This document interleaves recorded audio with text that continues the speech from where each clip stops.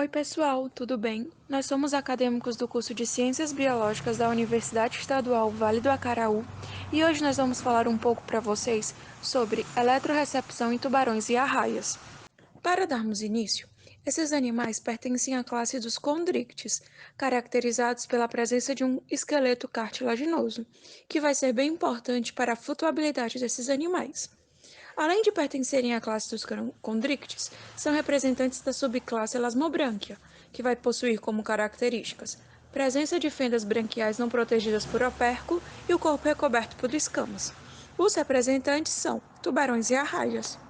Em relação à eletrorecepção, esses animais eles vão possuir estruturas sensoriais extremamente especializadas. Essas estruturas são as ampolas de Lorenzini, que vão funcionar como os eletroreceptores. Elas vão estar localizadas nos tubarões, ao redor da boca e do focinho. Já nas arraias, elas vão estar localizadas no peitoral e na nadadeira desses animais. Como dito anteriormente, são eletroreceptores muito sensíveis. Essa detecção torna possível que esses animais eles consigam perceber alterações mínimas nos campos elétricos que circundam esse animal, e assim tem uma percepção e alteração do campo magnético terrestre.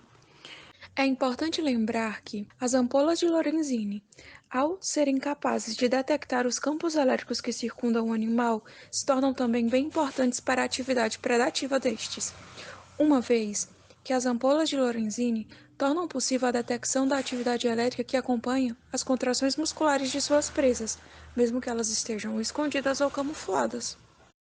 Os estudos da eletrorecepção iniciaram no ano de 1678, quando o anatomista Stefano Lorenzini, após diversas pesquisas envolvendo os poros de tubarões e arraias, concluiu que se tratavam de órgãos sensoriais. Em 1930, Alexander Sand conseguiu descrever o funcionamento dos pulsos nervosos que eram transportados das ampolas de Lorenzini até o cérebro, desvendando que os nervos disparavam os impulsos constantemente. Por fim, ele chegou à conclusão de que se tratavam de órgãos receptores de temperatura pelo fato de detectarem mudanças extremas.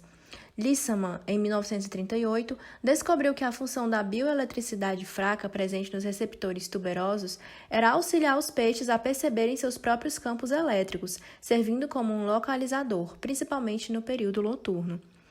Murray, através de experimentos, concluiu que as ampolas de Lorenzini poderiam responder a campos elétricos fracos e às alterações de salinidade. Já no ano de 1970, através de uma demonstração com um tubarão em cativeiro, que localizava e atacava os eletrodos que ele enterrou na areia de um aquário, se os eletrodos emitissem campos imitando os produzidos pelas presas típicas do tubarão, Adrianos comprovou que os animais eram capazes de produzir campos bioeletrônicos dentro do mar. As ampolas são eletroreceptores sensíveis.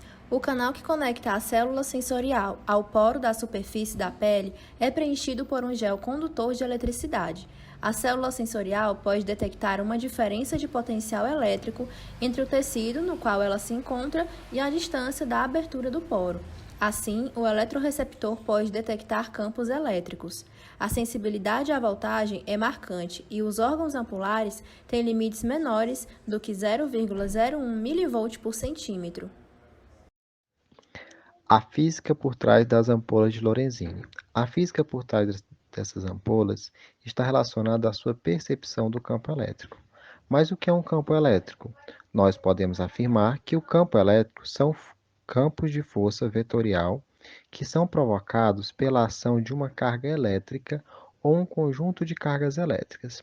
Então, se uma carga elétrica passar por esse campo, ela vai sofrer uma ação do mesmo, uma ação de atração ou repulsão, dependendo do tipo de carga elétrica que estiver passando por aquele campo.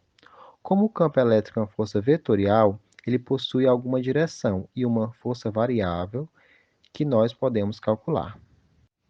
Capacidade de eletrolocação dos tubarões. Um tubarão pode localizar um peixe vivo recoberto de areia escondido de sua visão. O tubarão ainda pode detectar o peixe quando estiver coberto por um anteparo de água, o qual bloqueia os rastros de cheiro, mas permite que sinais elétricos sejam transmitidos. O tubarão segue os rastros olfativos, escondido pelo anteparo de água, quando o peixe vivo é substituído por pedaços da presa, os quais não emitem sinais elétricos. O tubarão não é capaz de detectar um peixe vivo quando está coberto por algo que bloqueie os rastros olfativos e os sinais elétricos. O tubarão ataca eletrodos que emitem sinais elétricos, imitando um peixe vivo, sem produzir rastros olfativos. Esse experimento indica que quando o tubarão era capaz de seguir um sinal elétrico, ele utilizava para localizar sua presa, e seguia um sinal químico quando não havia sinais elétricos. Este sistema duplo permite que aos tubarões encontrar itens alimentares vivos ou mortos. Em comparação com outros órgãos sensoriais nos tubarões, a que possui uma distância mais curta de percepção são as ampolas de Lorenzini, com até 50 centímetros.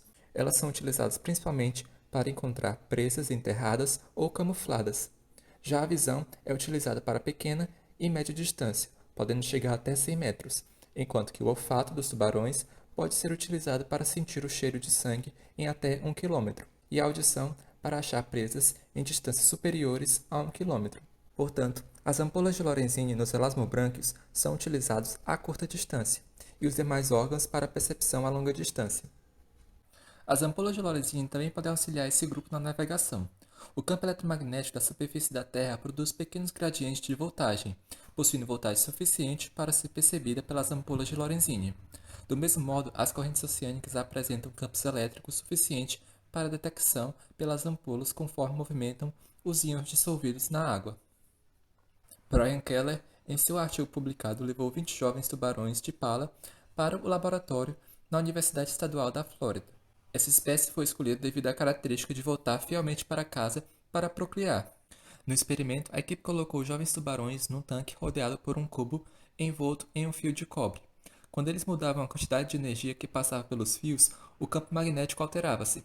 Segundo Brian, se os tubarões realmente tivessem um mapa magnético nas suas cabeças, expô-los a um campo diferente deveria redirecionar os seus movimentos. E foi exatamente isso que aconteceu. Além disso, quando os jovens tubarões foram expostos a uma simulação do campo magnético do local onde eles foram capturados, eles nadavam em várias direções. Mas quando foram expostos a um campo magnético que imitava um local a cerca de 600 quilômetros ao sul de onde foram capturados, muitos deles tentavam nadar para o norte. Isso sugere claramente que esses animais estavam usando algum tipo de mapa magnético que os informavam que estava muito para o sul de onde deveriam estar, segundo Brian Keller. Dessa forma, finalizamos nosso trabalho e agradecemos a atenção de todos. Obrigado.